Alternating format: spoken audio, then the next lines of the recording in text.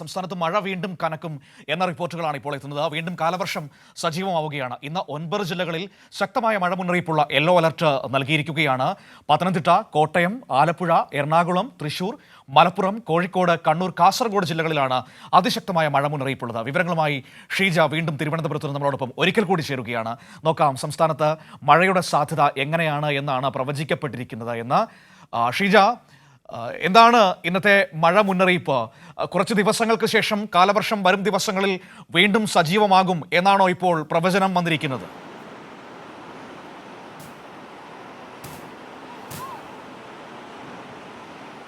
മനു മനു സൂചിപ്പിച്ചതുപോലെ തന്നെയാണ്. ഒരിടവേളയ്ക്ക് ശേഷം, അതായത് നമുക്കറിയാം കാലവർഷം നേരത്തെ കേരളത്തിലെത്തിയിരുന്നു. അപ്പോൾ ശക്തമായിട്ടുള്ള മുതൽ അതിശക്തമായിട്ടുള്ള മഴ വരെ തന്നെയാണ് നമുക്ക് ലഭിച്ചിട്ടുണ്ടായിരുന്നത്. അതിനുശേഷം ഒരാഴ്ചത്തെ ഇടവേള ലഭിച്ചു എന്ന് തന്നെ പറയേണ്ടിയിരിക്കുന്നു. അതിന് പിന്നാലെ ഇപ്പോൾ വീണ്ടും സംസ്ഥാനത്ത് മഴ ശക്തി പ്രാപിക്കുന്ന ഒരു സാഹചര്യം തന്നെയാണ് നിലനിൽക്കുന്നത്. അതിൽ ഏറ്റവും പ്രധാനപ്പെട്ട കാര്യം, ഇന്നിപ്പോൾ 9 ജില്ലകളിൽ യെല്ലോ അലേർട്ട്, ശക്തമായ മഴയ്ക്കുള്ള യെല്ലോ അലേർട്ട് പ്രഖ്യാപിച്ചിട്ടുണ്ട്. പക്ഷേ അതിൽ മാറ്റം വരാനുള്ള എല്ലാ സാധ്യതയും നിലനിൽക്കുന്നുണ്ട്. കാരണം സംസ്ഥാന വ്യാപകമായി മഴ ശക്തി പ്രാപിക്കുന്ന ഒരു സാഹചര്യമാണ് നിലനിൽക്കുന്നത്. ഇനി വരാൻ പോകുന്ന ഒരാഴ്ച ആ രീതിയിൽ ശക്തമായിട്ടുള്ള മഴ ലഭിക്കാനുള്ള സാധ്യത തന്നെയാണ് കേന്ദ്ര കാലാവസ്ഥാ വകുപ്പിൻ്റെ മുന്നറിയിപ്പിൽ പറയുന്നത്.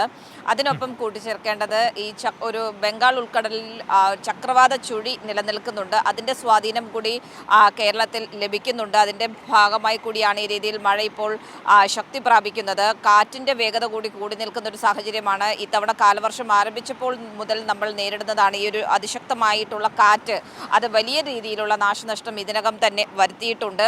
ഇപ്പോഴും അതിശക്തമായ കാറ്റ് പല ഘട്ടങ്ങളിലും തുടരുന്ന ഒരു സാഹചര്യം കൂടിയാണ്. അതുകൊണ്ട് എല്ലാവരും ജാഗ്രത പാലിക്കണം എന്നുള്ളത് തന്നെയാണ് സംസ്ഥാന ദുരന്ത നിവാരണ അതോറിറ്റിയുടെ മുന്നറിയിപ്പിൽ പറയുന്നത്.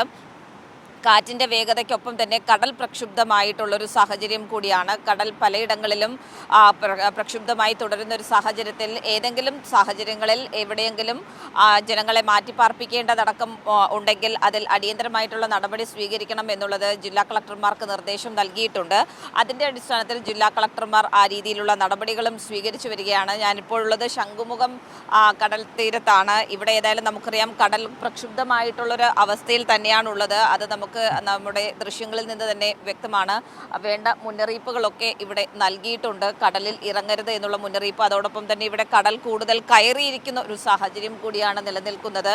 ഇപ്പോൾ ട്രോളിംഗ് നിരോധനം ഒക്കെ നിലവിലുള്ളത് കൊണ്ട് ഉൾക്കടലിലേക്ക് മത്സ്യത്തൊഴിലാളികൾ മത്സ്യബന്ധനത്തിന് വേണ്ടി പോകുന്ന ഒരു സാഹചര്യം ഇല്ലെങ്കിൽ പോലും ചെറുവള്ളങ്ങളിലുള്ളവർ മത്സ്യബന്ധനം നടത്തുന്ന ഒരു ഘട്ടം കൂടിയാണ്. അതുകൊണ്ട് പക്ഷേ ഈ ഒരു കടൽ പ്രക്ഷുബ്ധമായിട്ടുള്ളൊരവസ്ഥയായതുകൊണ്ട് അവർ ഈ ഒരു തീരത്തിന് അടുത്ത് നിന്ന് മാത്രമാണ് മത്സ്യബന്ധനമൊക്കെ നടത്തുന്നത് പോലും. ആ രീതിയിൽ കടൽ പ്രക്ഷുബ്ധം ഉള്ളിലേക്ക് കൂടുതൽ പ്രക്ഷുബ്ധമാണ് എന്നുള്ളതാണ് നിലവിൽ വരുന്ന മുന്നറിയിപ്പുകൾ. വരും ദിവസങ്ങളിലും ഇതേ രീതിയിൽ തന്നെ കടൽ പ്രക്ഷുബ്ധമായി തുടരാനുള്ള സാഹചര്യം നിലനിൽക്കുന്നു. ഒപ്പം തന്നെ കാറ്റിൻ്റെ വേഗത കൂടി നിൽക്കുന്നൊരു സാഹചര്യം. അതിനൊപ്പം തന്നെ നാളെ മുതൽ ഈ ശക്തമായ മഴ എന്നുള്ളത് അതിശക്തമായ മഴയിലേക്ക് മാറാനുള്ളൊരു സാഹചര്യം കൂടി നിലനിൽക്കുന്നുണ്ട്. നമുക്ക് ഒരു അല്പസമയത്തിനകം, അതായത് ഒരു 10 മണിയോടുകൂടി കൃത്യമായിട്ടുള്ള ഇന്നത്തെ ഒരു ചിത്രം ഏത് രീതിയിലാണ് എന്നുള്ളത് മനസ്സിലാക്കാൻ സാധിക്കുന്നതായിരിക്കും. വരുന്ന ഒരാഴ്ച എല്ലാവരും കരുതലോടെ തന്നെ പുറത്തിറങ്ങുക എന്നുള്ളതാണ്. കാരണം ശക്തമായിട്ടുള്ള മഴ അത് ഒരാഴ്ച സംസ്ഥാനത്ത് നിലനിൽക്കാനൊരു സാഹചര്യം തന്നെയാണ് നിലവിൽ മുന്നറിയിപ്പുകളിൽ നിന്നും വ്യക്തമാകുന്നത്. മനു, ശരി. ഷീജയാണ് വിവരങ്ങൾ നൽകിയത്. സംസ്ഥാനത്ത് കാലവർഷം വീണ്ടും സജീവമാകാനുള്ള സാധ്യതകളെക്കുറിച്ചാണ് ഇപ്പോൾ സംസാരിച്ചത്. മഴ വീണ്ടും പെയ്യാനുള്ള എല്ലാ സാധ്യതകളുമുണ്ട്. അതുകൊണ്ട് തന്നെ മുൻകരുതലുകൾ പാലിക്കുക. കുടയെടുക്കാൻ മറക്കണ്ട. ബൈക്കിൽ യാത്ര ചെയ്യുന്നവരാണെങ്കിൽ കോട്ടെടുക്കാൻ മറക്കണ്ട. അതുമാത്രമല്ല, അനാവശ്യ യാത്രകൾ ഇനി കുറച്ച് ദിവസത്തേക്കൊന്ന് ഒഴിവാക്കാം. കാരണം രാത്രി സമയത്തൊക്കെ മഴ കൂടുതൽ ശക്തിപ്പെടാനുള്ള സാധ്യതയുണ്ട്. ആ രീതിയിലുള്ള മുന്നറിയിപ്പുകൾ നമ്മുടെ മുൻപിൽ എത്തുകയും ചെയ്തിട്ടുണ്ട്. അപ്പോൾ വിവരങ്ങളാണ് ഷീജ തിരുവനന്തപുരത്ത് നിന്ന് സമഗ്രമായി നമുക്ക് നൽകിയത്.